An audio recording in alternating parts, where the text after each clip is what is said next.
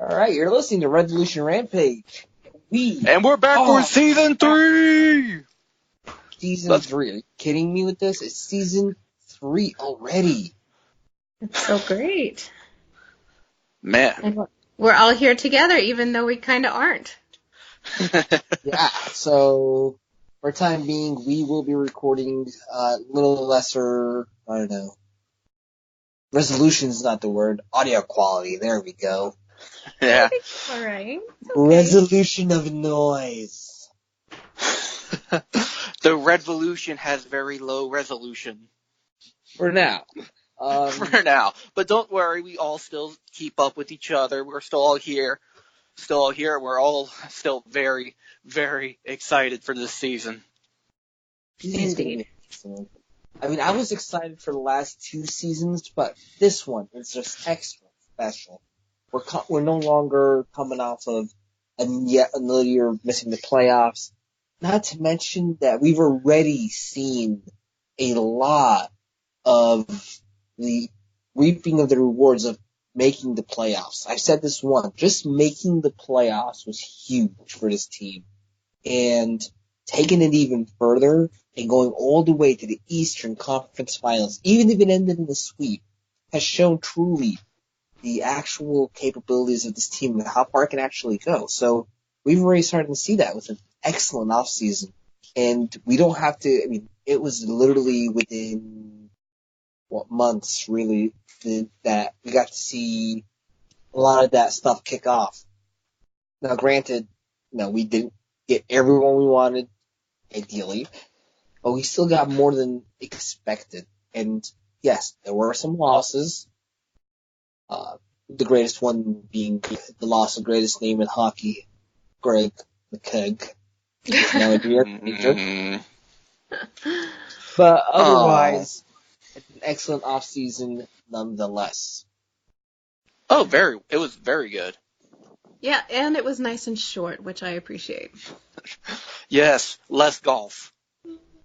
Less golf, although there were some great golf mishap videos that have come out from these guys. Yeah. Apparently, most of them should really just stick to hockey. It's not good, but I can't say much either because I can't golf either. See, well, that wasn't my impression. My impression was, are these guys good at everything? I don't understand. Well, they're good at the batting cage, according to the Durham Bulls. Yeah. Justin Falk apparently has a career in baseball if he needs one. I don't think we get a good return with a trade with the Yankees, but hey. But things have definitely gone our way. I mean, the very late acquisition in the defense was a very shocking turn of events, to say the least. And now I'm pretty sure a lot more of Canadian fans hate the Canes even more. All right, let's start with that. Do we have to? Absolutely. Yes, we have to. This is what people are listening in for, right here. This right here. The Aho fiasco. So Sebastian Aho was offer sheeted, and he signed the offer sheet, and it's a laughable offer sheet, and if anything, it's a disrespectful offer sheet. It's like, you're poor, you can't afford this. And it's like, but we can, and we will, and here you go, it's Matt. And in your face. Right. Well, here's the thing. So, there's a lot of rumors. Oh, they only wanted to offer Aho 6. I talked about Aho probably going in between 9 to 10. This ended up being under 9 per year. Now, granted, it's not a full 8 years or more contract. It's only 5. And I think that's what Aho wanted, right? Because in 5 years, he's going to be 26 in his prime. And to think that he's only going to get better is a scary thought. I mean, a 26-year-old versus a 29-year-old, it's a world difference. Let me know that I know all about that. Well, the main thing that I was super surprised on is how not only how all the Montreal fans just banded together going, oh, we're going to get Sebastian Aho. We're going to get Sebastian Aho. And then the Canes fans immediately turned around and said, basically started trolling Montreal going, nuh-uh, he's ours. Too bad. Nana boo boo. Okay, my whole thing was that the this, official content? Yes, the official Nana boo boo, yes. My stance with this, my biggest, I don't know what you want to call it, but your opinion. Is that no, it's not my opinion. My pet peeve with all this is that Montreal didn't like that. Sebastian Aho wasn't on their radar. Right? If you ask Montreal fans before going into the offseason, hey, what do you think Montreal is going to do? Who do you think they're going to go after? Nobody's going to answer. They're going to offer sheet Sebastian Aho, and we're going to get him. No one, not a single Montreal fan said this, and and the thing is, I think this is all a dog and pony show by Marc Bergevin, and I think the curtain on the man behind it is starting to fade away.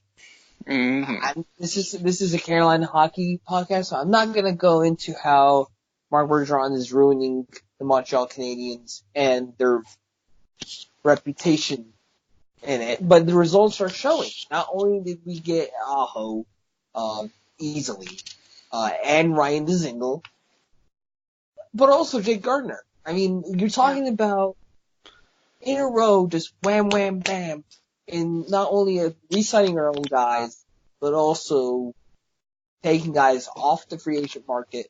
And how many big names have we signed off the free agent market this year compared to previous years? A good amount, because we haven't had a good free agent signing in geez knows how long. It's incredible. Like, the Carolina Hurricanes are right now technically over the cap limit. That hasn't happened. Yeah, There's no more cap space. I had thought about this too, and I was just kind of wondering how much of it was really happening and how much was it hype? Was it really that intense?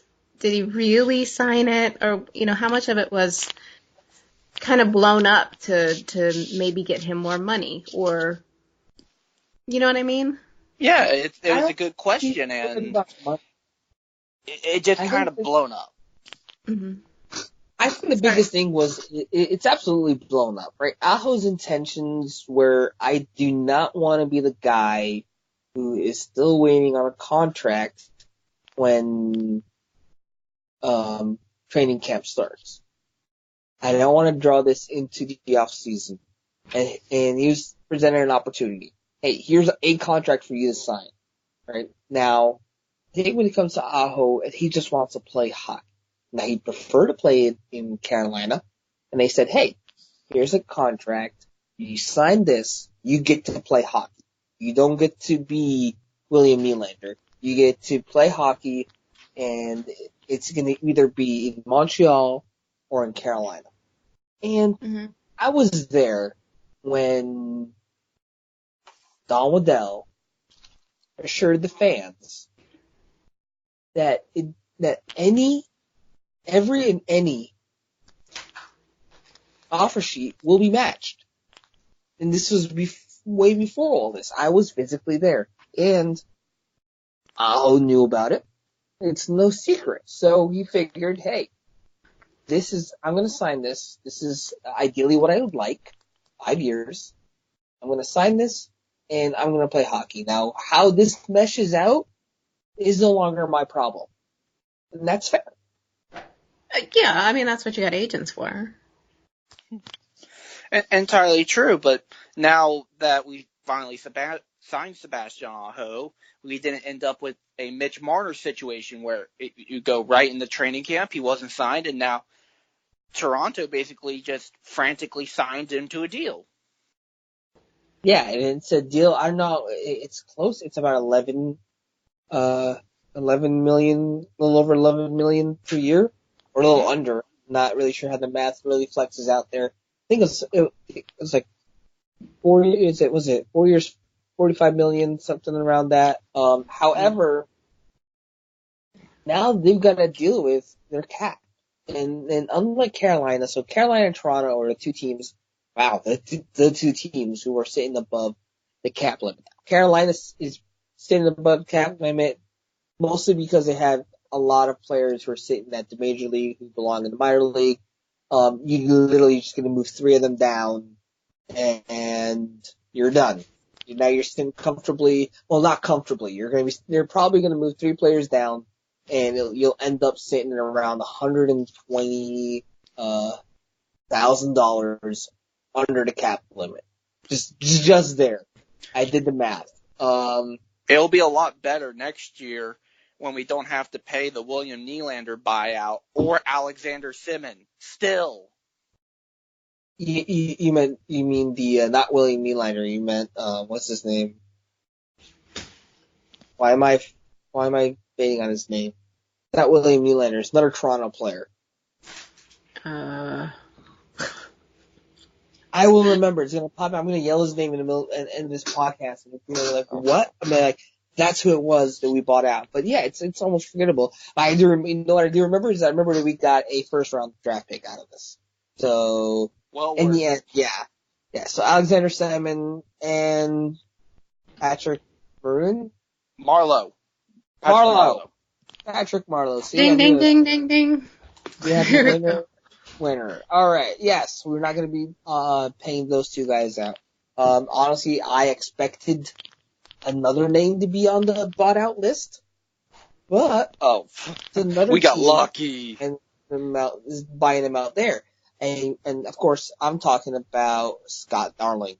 So Scott Darling was removed, and we traded him to the Florida Panthers. We got Reimer. We got Reimer return. We did get Reimer return, but granted, Reimer's a question mark.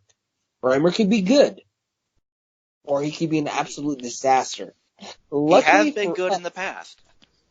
Exactly, but so has Scott Darling.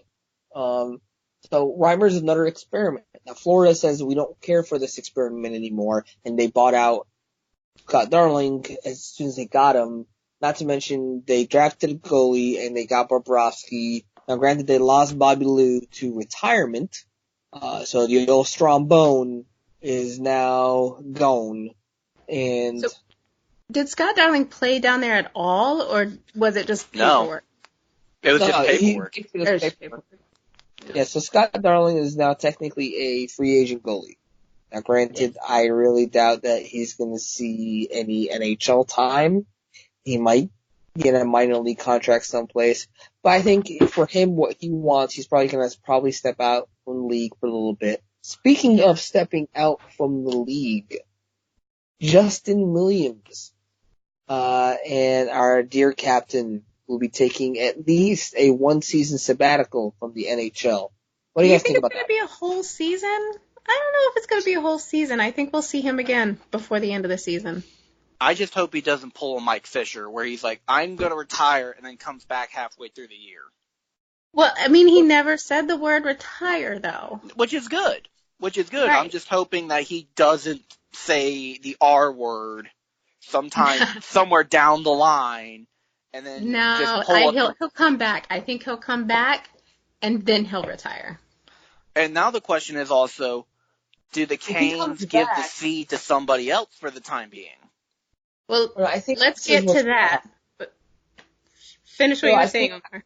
Yeah, so I'm just thinking like there is no cap space to sign him even if he does want to come back, unless several players go on the long time injury list, and that's probably might be the only thing that truly brings him back is if he sees the Canes are truly hurting and he needs to come back. Otherwise, that's the only reason he hasn't said the R word. Not to mention that he wants to see leadership develop. Now, here's where it gets interesting, right? During the training camp so far, in just a mere couple of days that we've seen it, several players have spoken up about leadership, and most of all with Sebastian Aho, who said that he understands that now that Williams is here, that it's going to take a committee to fill in the void that he left. And it's a big number 14 size void that has been left by Justin Williams. Right. So, Very true. The way I see it shaken out is we could see another year of 4 A's being handed out. Similar to about 4 years ago when it was Justin Falk, Jordan Stahl, Jeff Skinner, and surprisingly, Victor Rask, all receiving A's on jerseys. I could see something similar happening this year with, again, Justin Falk, Jordan Stahl, and the new guys being Sebastian Aho and Jacob Slavin. Okay, let's pin mark Justin Falk. Let's continue with the captain thing. So, I don't really want to see a whole bunch of A's. I wouldn't mind maybe 2. Okay, I could understand that. But if we are going to give a C to somebody, are we going to go for longevity, seniority? Or are we going to go for, like, say, Stahl or, someone, or... Are we going full Chara or are we going Sidney Crosby? Well, yeah, basically. I mean, are we going to go Stahl or, damn, why can't I think of his name? Falk. Nope. He's been here a long time. Really nice guy. Pesci? Slavin. Slavin, thank you. I knew it was an S. Slavin. I don't know. My brain went blank for some reason. I'm sorry. I forgot you, Slavin. You're a wonderful person. I think at minimum, he deserves an A. So do we go seniority that way, or do we go personality with, like, say, a Martinook? Because he does bring so much to the team. Which way do we go? Do we go loyalty or do we go personality? Well, it's going to be Rod Brind'Amour's choice, right? And I think Rod Brind'Amour, in having given it to Justin Williams in the past, he's going to give it to the individual with a mixture of seniority as well as gravitas. And that's what Justin Williams had. He had gravitas. And I mean, we called it last season that it was going to go to Justin Williams with Justin Falk and Jordan Stahl both getting the A's. Now, granted, Stahl and Falk are still great leaders in the locker room. Stahl, absolutely, I think, and if you notice a little bit, they're focusing on Stahl a lot more in this training camp. I see that as them kind of shoehorning him in to be the next face of the franchise when it comes to leadership. Yeah, I've been noticing that a lot. We've been seeing his face a lot lately in the promos and things like that. He's been popping up. Yeah, and so I think if there's going to be a C given out, it's going to be given to Jordan Stahl. Yeah, we're nice not fake out tonight. Right? Okay, so well, the whole thing with the C's and the A's also depends on the current situation with Justin Falk. Okay, let's talk about that. All right, from what I've been hearing, things are getting very interesting. There's been a lot of back and forth talks, not only with the Ducks, but with a couple other teams, but it all hinges on the same thing. Justin Falk wants an extension before he goes anywhere. So here's no trade about the Ducks, right? I think that deal's dead in the water. Yeah. And let's do it with the pun. Why. Yeah. So, you guys ready for puns? Because I'm about to fill this next statement. No, go ahead. Oh no. So, the Ducks leadership, when I say leadership, I mean their owners and their general manager and such, have called out Tom Dundon, saying that basically they're calling foul on Tom Dundon for releasing names of players that may have been trade bait for Falk, and basically in doing so have crossed kind of a little bit of bad blood. I mean, they're really, saying that Tom Dundon is just part of really just is a circus and part of the media, and really joining the Montreal Canadiens and kind of creating a little bit of bad blood there, birds of a feather and all that. There you go. All right, I'm done. What a Okay, good now. You were Get out pretty of mild this. on that one. I have to give you. It was pretty mild. It was. I mean, there's only so many duck references you can make without going full duck hunt. But Okay, so the Ducks are gone. 15 team list that he has to submit for trade, and of course, now the Ducks did say that they were going to set a extension for him, so he had that going for him. But the problem is, again, I think that the Hurricanes asked for more than than the Ducks were comfortable giving. It's a hawkish feature of Don Waddell. He doesn't like to lose deals, and he historically hasn't. So just like he was put in a bad position with the Jeff Skinner trade about a year ago, he doesn't want to do the same mistake again with Justin Falk. Right. Mm. I can see that. Now the question is, who's going to try? Are you going to keep him and try to put him at the trade deadline, or are we going to keep him the whole year? It's kind of like the Michael Ferland situation. Yeah, I don't see him being here the whole year. I think he's seen his day.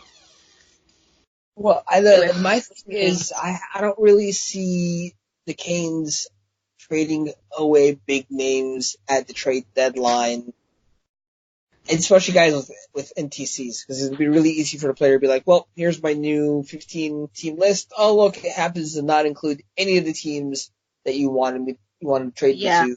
I'm hanging around. It'll be interesting, to say the least, with the Justin Falk situation in the few months. But looking at him today, he seemed to be in good health. He seemed to be in good spirits. He's out there skating hard, getting better. So for now, we just got to keep going, thinking it's the regular old Justin Falk. He's going to play hard. He's going to be a figure in the community. It's just a matter of, do we keep him or do we let him go? Mm-hmm. So Falk is going to play hard for a couple reasons. Yes, he's in a contract year, and he wants to prove that even if he does get traded, he's going to add value and he's worth whatever extension that he's going to be offered. Right. For them, that's why he's going to play hard. He's going to show off harder in practice. Mm-hmm. Agreed. Well, moving on from Justin Falk, that's enough of that. We got preseason coming up. We have actual games, and Very exciting. I'm excited to see some of these guys play. I mean, they're flying on the ice right now against each other. Now I want to see them actually play other teams. I mean, the team has got faster. I mean, we haven't even touched all the other additions, including guys like Eric Howla, who is absolutely insanely fast.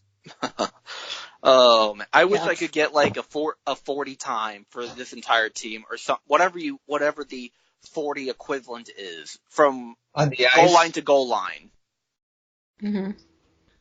Like our speed combined as a team is absolutely ridiculous. Mm-hmm. I mean, the Hurricanes have always been consistently fast. So the question is, can you match speed with control? And I think that a lot of these guys are coming in, like Eric Halla, and even some of these newer kids like Prisky, and especially with the addition of guys like Nakis, who's had the advantage of an entire season now in Charlotte. A championship season is going to be, or they're going to bring a lot of that control with them. I mean, there's a reason we went out and got guys like Jay Gardner. It's control was why the power play was abysmal last season. There was just no control. Now with all these guys, new guys coming in, who have that control, who add that with elements like Sebastian Aho, Teuvo Teravainen, Jacob Slavin, and this team is going to be a team to be reckoned with. Even to this day, there are a lot of, so-called experts who are, sleeping on the Canes. And that's okay. That's how we like it. Very true. Right. Things are just are lively right now. I mean, tickets for the Caniac Carnival, the second ever Caniac Carnival, they went up the other day, and they went by the same pace as the last one. It went by in less than an hour. Yeah. I mean, it crashed immediately as it went up. It was just... Yeah, it was so weird. It was so weird, but it's going to be a big event. It's going to be a big event for ticket sales, for the Canes, everything.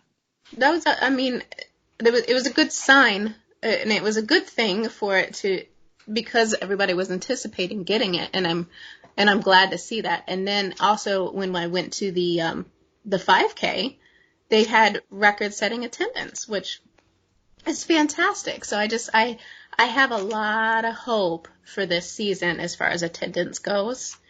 They got a lot of attention because of the playoffs last year, and I think it's a very positive move in the right direction. Speaking of events, a big one, well, not really big one, but a smaller event happened that me and Amanda just so happened to be at, the official Marty party. Yeah. It was a lot more people showed up than I thought, and I think that's more of the Canes community on social media is just more converging with each other. As soon as one person has an idea, it travels, and that's really showing now. Oh yeah, the Canes Twitter is pretty strong. The Canes fan base and the Carolina Hurricanes, just their names now on the radar. It's a named storm, and it's moving through the Carolinas, up, down, south, east, and even through the other states. And it's going to cause a little bit of destruction. And it's going to buckle a little bit of the system of how things have been going. Are we going to have to call FEMA? We might. We just might. But seriously, expectations for his teams are really at a high. At this point, we consider the Carolina Hurricanes to be a true cup contender, not a playoff contender, a cup contender. Absolutely. As long as goaltending stays healthy, we will be a true cup contender. Well, I mean, we've got like 6 on the roster now, right? We do, but you also remember that constant movement. We got 6 question marks, and that's going to be the problem. Peter Mrazek does come back. Oh yeah. Then you add James Reimer to replace Scott Darling, and then you have Alex Nedeljkovic just sitting there. I think we'll see a lot more Ned this season. I'm so happy. It's going to be a great season for just everybody to see all these players just fighting for very limited spots now. Sure. I wouldn't be surprised to see a couple of guys hit the waiver wire here within the season starts. Yeah. I would not be surprised to see that happen. I'm including guys who are goaltenders as well as some of the younger defenders on the roster, just because there's a lot of names fighting.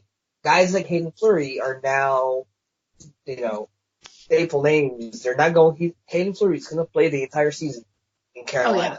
I'm so happy to see that too.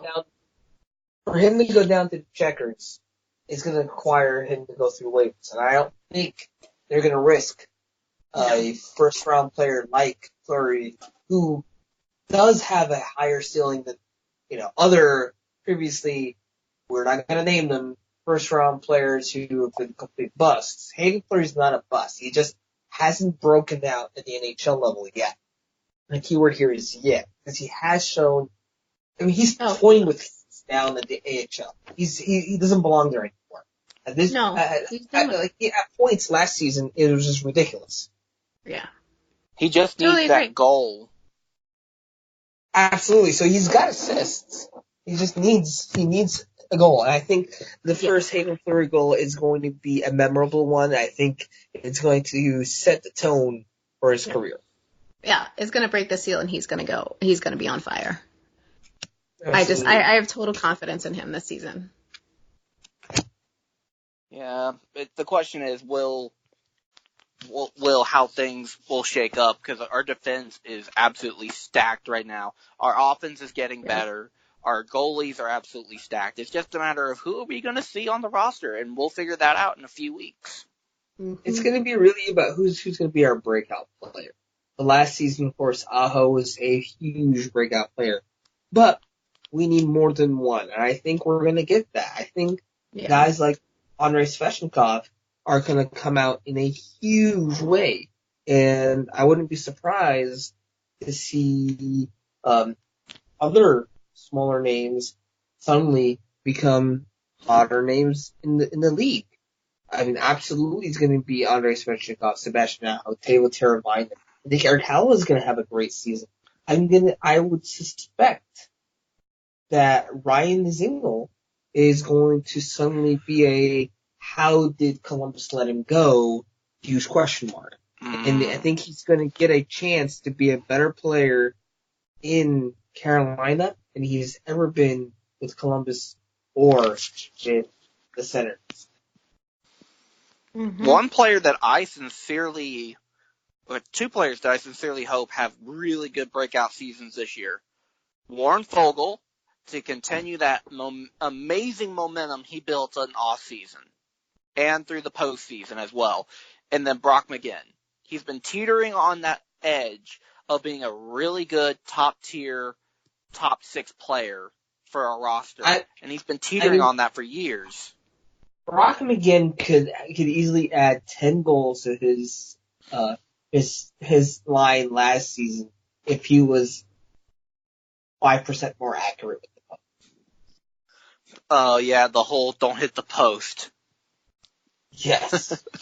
I reminded him of that in the autograph line this morning, and he asked he where gave you a dirty were. look, because I would have given you a dirty look. No, he asked where you were. Really? He remembered you. He remembered you just because of that. I kind of deserve that, I guess. See, this is what happens when you chirp at players during practice. They remember you. Uh-oh. Well, I guess, I guess. What was that? I think I missed that story.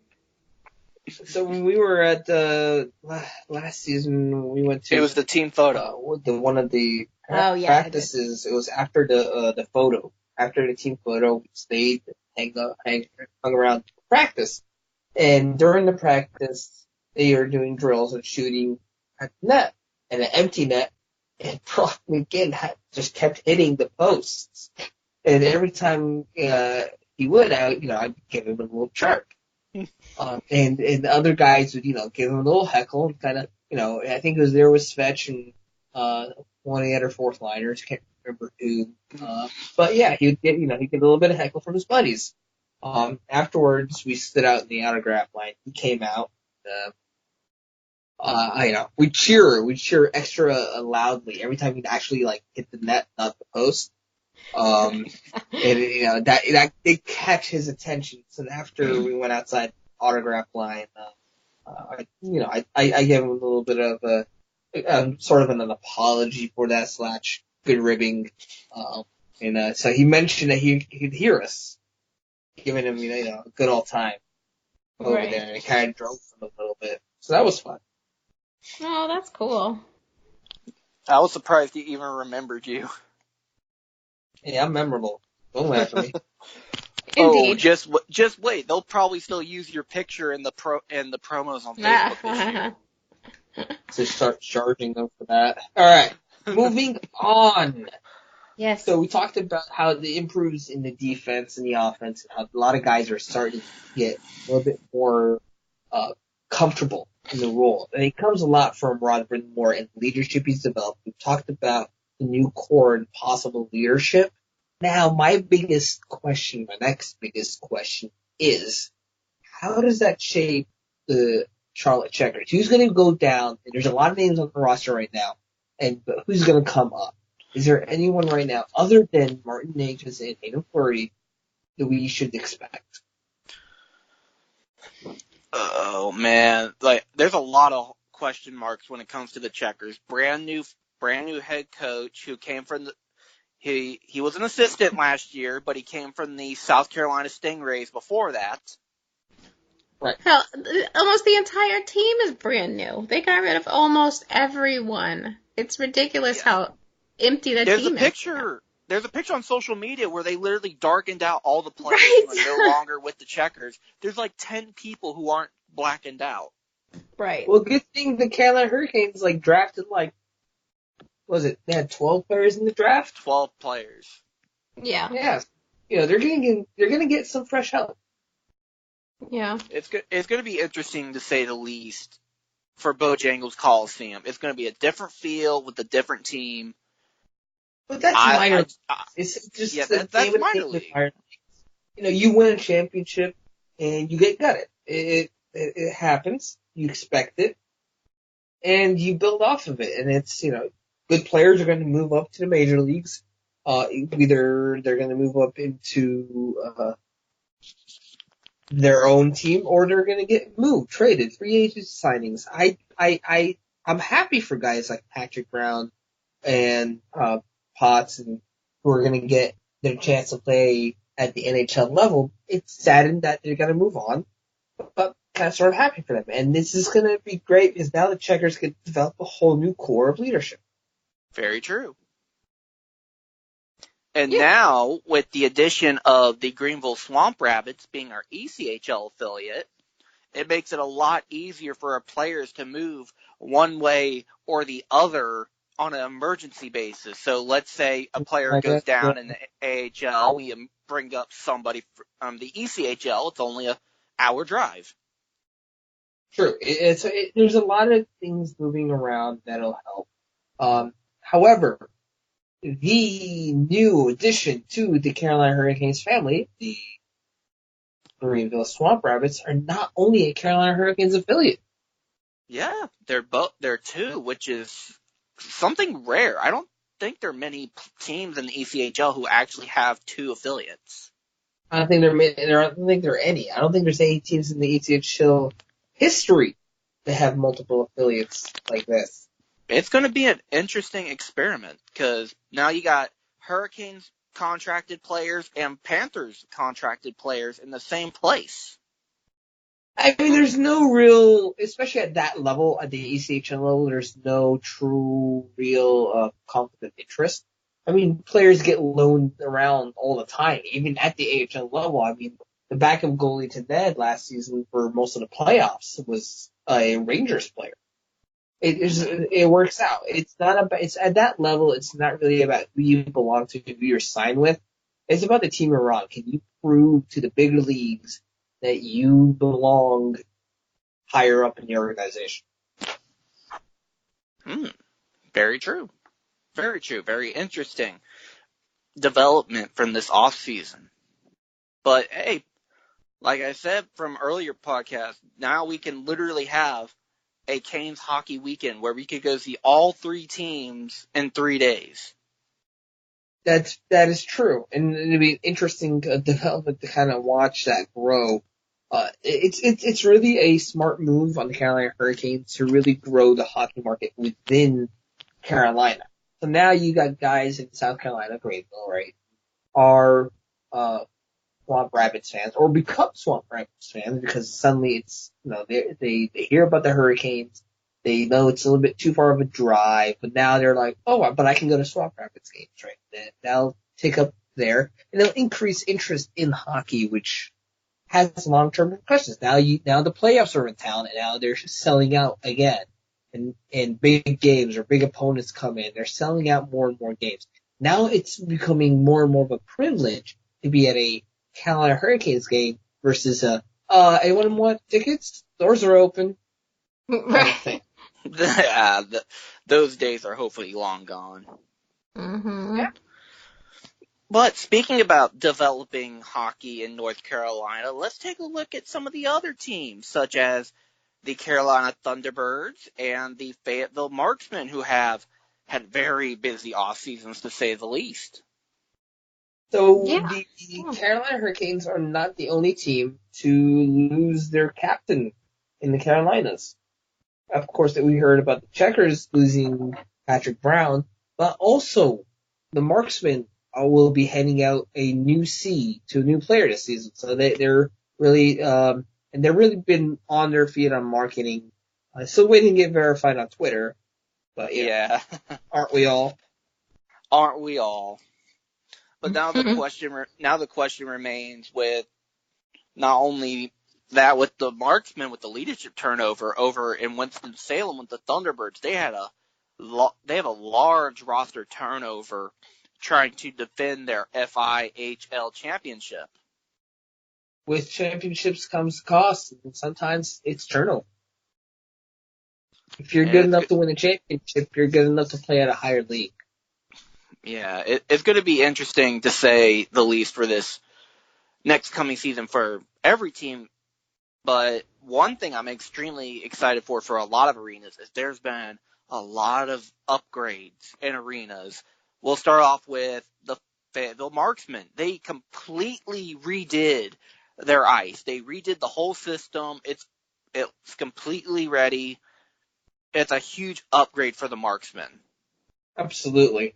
And I think I saw that they did that. There's been a resurgence in sports in that area, right? Because the Woodpeckers came in, they made a run all the way to their baseball championship. They just lost to a fellow Carolina team, but but Carolina League team. Mm-hmm. Yes.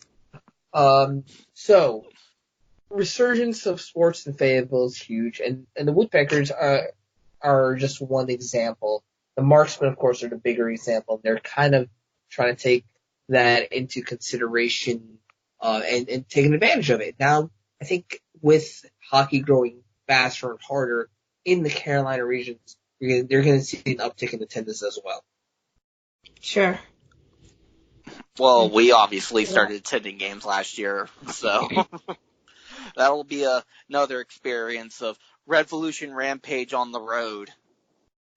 Yeah, hopefully we'll get to do a recording at one of their games. We'll see how that works out.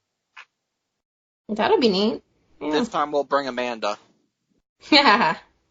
I'll be there. Sorry we forgot you last time. Yeah. She was too busy for us. Not even. Never. Yes, but going back to the stadium upgrades, there's a big one hanging in the ceiling of PNC Arena. And it's We're not massive. talking about Cam number yet. No, not yet, but that's another development of Cam Ward retiring and when are we gonna retire his number? Hopefully this year. But the brand new Jumbotron. Yes. I haven't personally seen it. Have either of you guys? Oh yeah, it's amazing. Yeah, I'll see it on Wednesday because I'm going to the game Wednesday. I'm going to say this right now. This is by far one of the best scoreboards in the NHL. Period. The end. Everyone right now is raving over the one that the Blackhawks have in the United Center. I'm saying this one that we have, if done correctly, if used correctly, will be the best scoreboard in the NHL. I mean, you add on the 3D projector they've got, and suddenly you have probably one of the best in-house entertainment systems. Oh, yeah. You got two ribbon bands going around. But that's a huge thing for Tom Dundon. Yeah. And the that's a huge team, thing for Tom Dundon. Mm-hmm. You gotta realize, the one thing that'll bring hockey fans back, even if you're losing, is good in-house entertainment. Because it doesn't start and end with the on-ice product. Oh no, that might be blasphemous to say for some of the old-timers out there, but as a fan, you're paying money. You're paying money to come inside and watch some hockey. Sometimes that doesn't always pan out the way you'd like, but you want to get your money's worth. Now, if there is no in-house entertainment, you're not getting your money's worth, and your team's losing, you're not going to come back. Yeah. It's plain and simple. But even if you're losing, you're having fun, then hey, you know what? I had fun. You don't remember the loss so much, but you do remember you had fun, and so you're coming back. Oh yeah, I mean that's definitely it gets them in there. I mean, I've got a couple of coworkers that are coming Wednesday that have never ever been to a game, and I'm like, look, even if you're not into the game, you're gonna have fun. And that's the way it's supposed to be. It's supposed to be fun for the adults, it's supposed to be fun for the kids, and for everyone involved. Even if what's on display on the ice isn't the most ideal thing. But here's the thing. This year, I think we're going to have both. I think we're going to have great fun off the ice and on the ice. Right. It'll be a fun experience, to say the least. But one news thing that I saw recently, which involves Amanda's realm of influence with women's hockey, is a major women's hockey tournament, international tournament, was canceled. Mm-hmm. Why was it canceled? There was It was a 4 teams nations tournament, which is America, Canada, Sweden, and Finland, I want to say. But the event got canceled because of the Swedish women's teams having pay disputes with their parent organization. And go figure. I feel like the players sticking up for themselves in the NWHL has started to spread. Well, yeah, I mean, it just seems kind of obvious because of the difference there. I mean, and I think the impact that the Professional Women's Hockey Player Association has made, they've brought the attention to this. You know, and now they've got all these huge players that had left the NWHL and now are doing this Dream Cap tour, which I'm very, very excited about. I can't wait to, hopefully it'll come near. But I think them doing that brought a lot of attention to the fact that women are extremely different. So, you know, I hope that it does spread, and I hope it does bring more attention and they get what they deserve. I see that it is starting because the NWHL has gotten new sponsors like Chipwich. And, you know, of course there's Dunkin' Donuts for both the PWHPA. That's a mouthful. And many acronyms. But yeah, I think it's a positive move in the direction that, yeah, I think it's great. And things are starting to ramp up too as their season nears. So we got to keep an eye on all these developments going on at the same time. Yeah, lots of signings. A lot of girls that, you know, weren't. Now, you know, I have mixed emotions about the whole, you know, Professional Women's Hockey Player Association and the NWHL. I have mixed emotions. I know people on both sides, and I see both sides of the view, but I'm also seeing the fact that since these players did pull out, there's a lot more women who may not have had a chance before being able to sign with the NWHL and getting a professional chance. So I see the plus and minuses on each side, and that could be an entire rant, but I will save that for another day. Or today, go ahead. I mean, I think you already got it out. No, we'll see that for next episode. We'll give her a whole 10 minutes. Oh, 10 minutes. Yes. That's a fourth of the episode. It is. No, I'd agree. That's why I'm not going to do it now because, you know, we've been going for a little while and I know we've got to wrap it up here soon. But I do have a pretty good rant on that one that we'll get into. Stay tuned. All right. So first of all, we're also going to wrap up with covered a few a lot of college good things. stuff. Yeah, we're going to wrap up with a few college things. UNC has started their season. They have a couple of solid victories under their belt. Wake Forest got their first victory against App State.